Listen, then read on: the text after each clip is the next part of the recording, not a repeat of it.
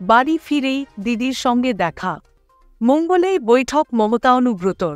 কোথায় জানেন? গরু পাচার মামলায় দীর্ঘদিন জেলবন্দি। অবশেষে প্রায় 2 বছর পর বীরভূমে ফিরেছেন অনুব্রত মণ্ডল। ঘটনাচক্রে এদিন সেখানেই রয়েছেন মুখ্যমন্ত্রী তথা তৃণমূল নেত্রী মমতা বন্দ্যোপাধ্যায়। স্বাভাবিকভাবেই দুজনের সাক্ষাৎ নিয়ে জোর জল্পনা কল্পনা চলছে।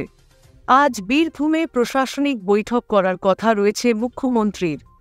এবার জানা যাচ্ছে সেই বৈঠকের পর রানাবিতানে কেষ্টর সঙ্গে দেখা করবেন মমতা। ঘনিষ্ঠ সূত্রে এমনটাই জানা যাচ্ছে। তৃণমূল নেত্রীর সঙ্গে দেখা করতে সরকারি গেস্ট হাউসে যেতে পারেন অনুব্রত। এরপর সেখানেই একান্তে আলোচনা হবে দুজনের।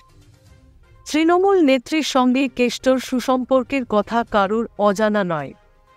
গরু পাচার মামলায় অনুব্রত গ্রেপ্তার হওয়ার পরেও দল তাঁর পাশে থেকেছে। খোদ মমতা বলেছেন তাকে ফাঁসানো হয়েছে। এদিন বাড়ি ফেরার পর দিদির প্রতি নিজের ভালোবাসা জাহির করেছেন কেষ্ট। জানিয়েছেন শরীর ভালো থাকলে দেখা করবেন। এবার জানা গেল রানাবিতানে একান্তে বৈঠক হতে পারে দুজনের। প্রথমে মনে করা হচ্ছিল আজ বীরভূমের প্রশাসনিক বৈঠকেই থাকতে পারেন অনুব্রত। যদিও আজ সকাল অবধি এই নিয়ে কোনো নির্দিষ্ট খবর ছিল না। তবে বেলা গড়াতেই সামনে আসে একান্ত বৈঠকের কথা।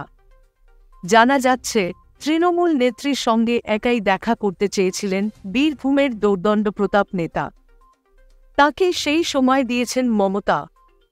সূত্র মারফত জানা যাচ্ছে জেলা সভাপতি হিসেবে অনুব্রত এবার কিভাবে সংগঠনের কাজ সামলাবেন সেই নিয়ে আজ দুজনের আলোচনা হতে পারে।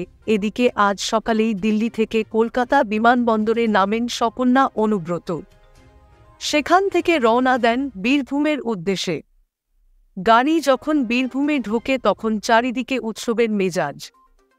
জয়ধ্বনি পুষ্পবৃষ্টির মাধ্যমে স্বাগত জানানো হয় কেষ্টকে। এদিকে এতদিন পর নিচুপট্টির বাড়িতে ঢুকে খানিক আবেগপ্রবণ হয়ে পড়েন তৃণমূল নেতা। রাজনৈতিক আলাপ আলোচনার জন্য বরাদ্দ ঘরে বসে কেঁদে ফেলেন তিনি। চোখের জল আটকাতে পারেননি কন্যা সুকন্যাও।